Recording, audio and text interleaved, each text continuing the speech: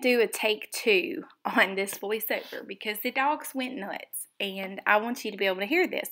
So today we're just doing an art journal page. This was actually what I call my warm-up before I actually work on something else. This is kind of my warm-up book. If I feel the need to work in my art journal or create, oh Lord, the dog's just gonna do me in today. Or do something creative. I just have like a spare few minutes. I want to get in there and play. Then this is the journal that I do that in. It is a recycled book that I got at the thrift store. I'm going in with gesso, as you saw, and also some paints. I'm going to use a baby wipe and a stencil. By putting the gesso on, and this paper in this book is kind of a slick surface, so it's not very porous as in like a novel or something would be. It's actually a graph or some type of maps that are in there. So as you can see, I'm pulling back the paint to equal some very interesting texture. You will notice that there are some dark spots around the stencil. I'm totally okay with that. I like those surprises. I think it makes it more interesting. I do not wash my stencil. So, yes, I'm one of those people who do not wash my stencil. Life is too short to be washing your stencils, in my opinion. So, now I'm looking in this little box. Could be a shoebox recycled. I'm not really sure. But I'm going in. I'm looking through this. If you send me Happy Mail, I take out bits and pieces and I put it in here. And then it will, when I'm going through and I'm kind of stuck, if you ever get stuck, then just like look through your collage box, because that to me kind of just makes me be able to move forward, gives me some ideas, some interesting colors. But yeah, when I did this video, my intention was not to film it to put on my channel. As you can see, my curls are in the way right there.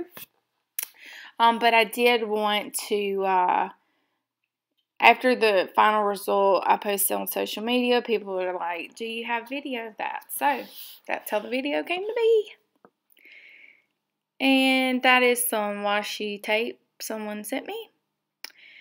So I'm going to go in now with some dark, I'm going to say this is like a magazine, but it could have very well been out of like a National Geographic or something like that, because it looks like a sky. But the color is what I was drawn to more so than anything, and wanting to go ahead and lay some of the darker values and contrast down on the page. I'm using my most favorite glue stick, which is Oohoo, and you can use whatever you have. If you want to use collage, medium, or whatever, you can do that as well. My dogs are crazy. I'm going to go in here with just some washi tape. This is some nice neutral. I would use like a neutral color, so because the purpose is this is the background. You don't want it to be too bold. Surprise, surprise, after this we're actually going to go in with our gesso to kind of neutralize and bring it all together. If you have a background where the background is just too much, like it has no flow, there is just too bright, too many different colors, you can always put gesso over it and it'll help it out, bring it all together. Now I'm going in with some water-soluble graphite. If you want to make loose scribbles like this, work at the back of your pencil so you don't have a lot of control. Now this gesso is still wet, but I'm going in with a wet paintbrush and just kind of making a grungy look.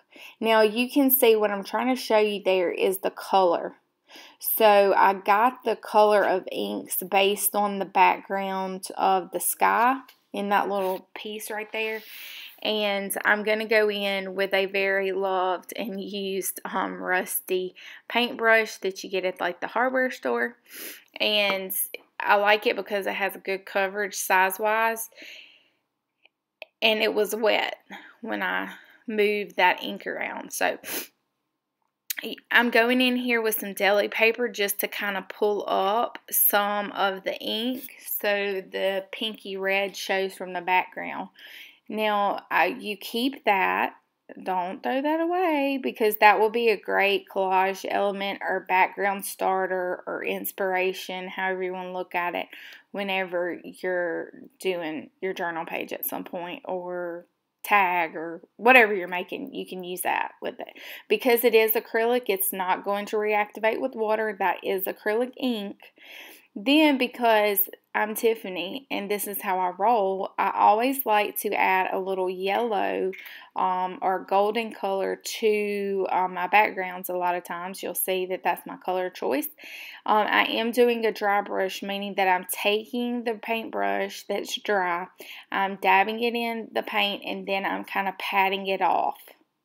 So I did this page before I did the last mini Mixed Media Monday watercolor thing, and all this kind of brought me into that space and kind of doing this process with watercolor. So it allows you to be able to make the color move around the page without having big blobs of color. The purpose of that is this is the background, so you don't want your eye to just like get caught up on a big blob of yellow. The way that I did it, and because you're using a dry brush, it allows you to be able to kind of keep it transparent and easy for you to move around the page. So here you saw I did some little marks and I didn't really like them, so I'm not really sure, surprise surprise for you that have watched my channel, the mark making is just the fact that Tiffany doesn't know what to do next. And so instead of sitting there and just really thinking and overthinking the process, which is not very fun in my opinion, I'm just going in, and I know that I love the white little dots against the black background. So go to what you like and what you enjoy whenever you're kind of in a process where you don't know what to do.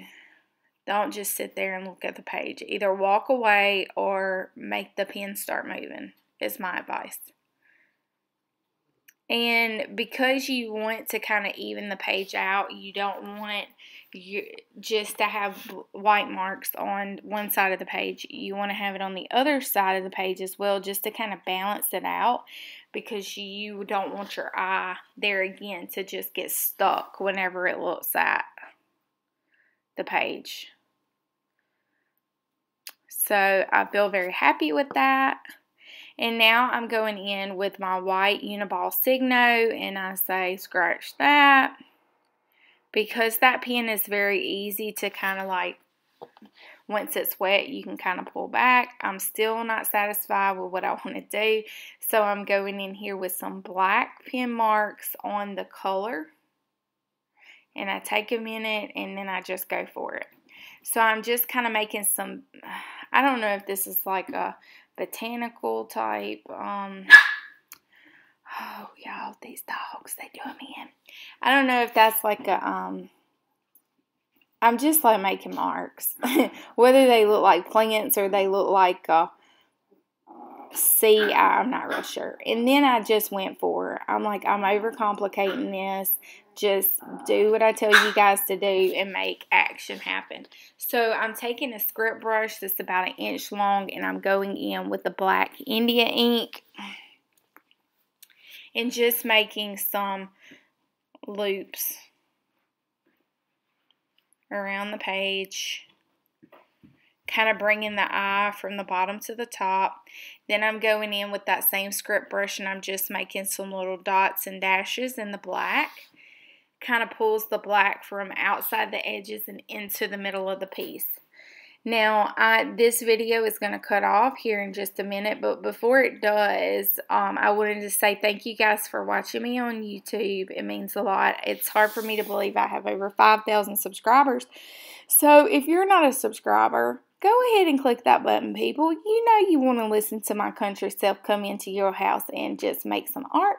So I hope that you find this an interesting video. Take some of these ideas and inspirations into your art.